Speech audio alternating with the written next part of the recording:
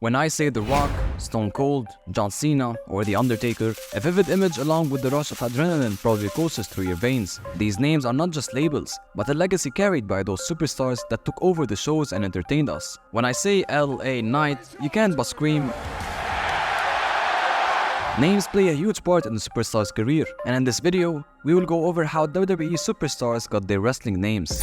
John Cena. John Cena, whose full name is John Felix Anthony Cena Jr., didn't have to look far for a ring name, as he simply used his real name in his wrestling career. His charismatic persona and intense matches have made John Cena a household name among wrestling fans. A fun fact, John Cena doesn't actually own the rights to his name, WWE does, and every time John Cena does anything, whether it's in the WWE or outside like in movies, the WWE gets a cut of his revenue because of his name. John Cena, however, doesn't find that to be annoying, and he in fact stated that he has no problem with the WWE taking cuts from his earnings, simply because they were the ones that put him on the map, and he's grateful for that. Dwayne "The Rock" Johnson. When Dwayne Johnson first joined the WWE in 1996, he went by the ring name Rocky Maivia. This name was a tribute to his father, Rocky Johnson, and his grandfather, Peter Maivia, who were both professional wrestlers. However, the Rocky Maivia character didn't resonate well with the fans. After taking some time off, Johnson returned to WWE as The Rock, a name that has since become iconic in the wrestling world.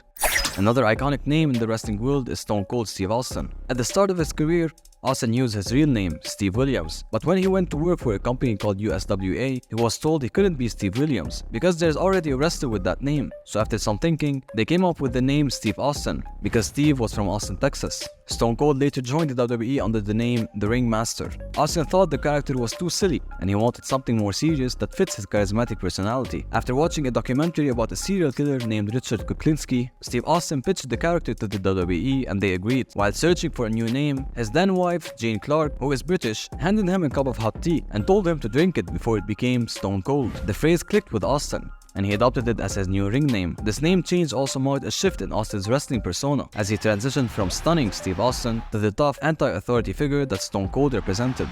The Undertaker. After being let go from WCW, Mark Callis got in contact with the WWE, who rejected him at the time. A few months go by and he gets a call, and the person on the other hand asked, "Is this the Undertaker?" Mark didn't understand what it was all about, but he said yes anyways, and as it turned out, it was Vince McMahon calling, and he told Mark he had an idea for a gimmick called the Undertaker, and thought Mark was the perfect fit for it. Initially, the plan was for him to portray Kane the Undertaker, but it was shortened to The Undertaker. The name Kane, which was inspired by the story of brothers Cain and Abel from the Bible, was later repurposed for Glenn Jacobs in a WWE storyline 7 years later, as the long-lost brother of The Undertaker. Sasha Banks. The persona of Sasha Banks was born after she signed with the WWE. She was known as Mercedes KV prior to that. Sasha stated that she kept trying the word Sasha with different last names and Banks with different first names, until settling with Sasha Banks, after getting help from WWE coach Sara Del Rey.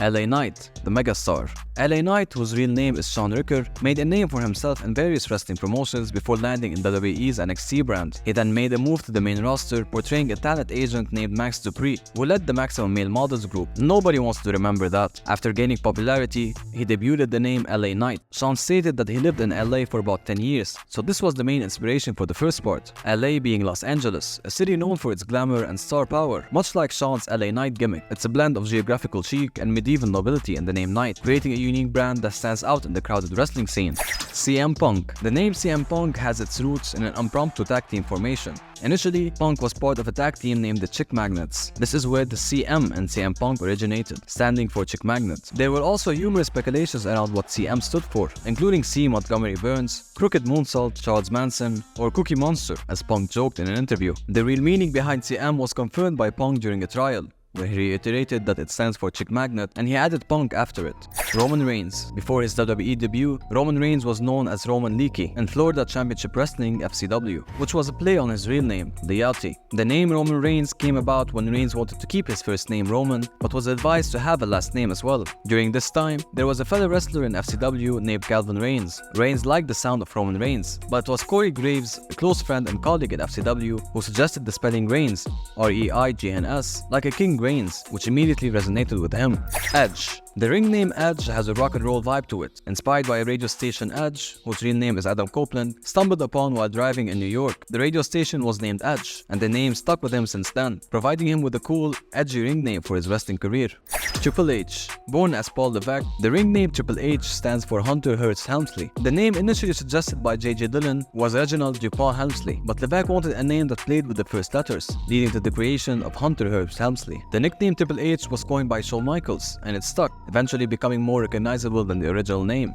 Rey Mysterio. Before coming to the WWE, Rey Mysterio went by a few different names. These included Lazaricia Verde, which means the green lizard, and Calibria or hummingbird. Rey Mysterio, whose real name is Oscar Gutierrez, adopted his ring name as a tribute to his uncle, Rey Mysterio Sr., who was a professional wrestler and trained him early in his career. The name also aligns with the Lucha Libre tradition, a high-flying wrestling style that Mysterio is renowned for. The name Rey Mysterio means Mystery King.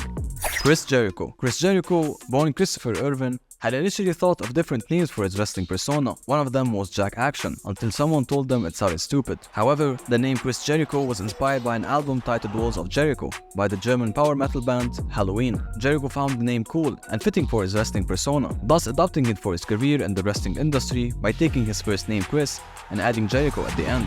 Hulk Hogan. In the 1970s, before using the iconic Hulk Hogan name, the wrestler was known as Terry Boulder while performing in ring. During this period, Terry Boulder was invited to a talk show where he was seated next to Lou Ferrigno, the actor famed for portraying the Incredible Hulk. Despite Ferrigno's on-screen Hulk persona, Terry Boulder was the larger of the two in person. This spurred Terry to adopt the name Terry the Hulk Boulder, drawing a playful comparison to Ferrigno's character. Upon joining the WWE, a discussion ensued with Vince McMahon regarding a ring name that can embody an Irish persona. The decision was made to retain the Hulk from the previous name and add the surname Hogan, and Terry the Hulk Boulder was officially branded as Hulk Hogan. Dolph Ziggler. The tale of Dolph Ziggler's name unfolds with a bit of urgency and creativity. Born Nicholas Theodore Nemeth, he was initially told by WWE management that he would be going on TV as David Diggler. However, feeling that the name didn't fit the reality of the era in WWE, he was given 15 minutes to come up with an alternative. He texted everyone he knew, and well, inspired by his great-grandfather named Rudolph and actor Dolph Lundgren from Rocky IV, he proposed the first name Dolph. Upon arriving at Raw, he was handed a paper with the name Dolph Ziggler, which he initially found too cartoonish, but Vince McMahon loved it, and thus, Dolph Ziggler was born.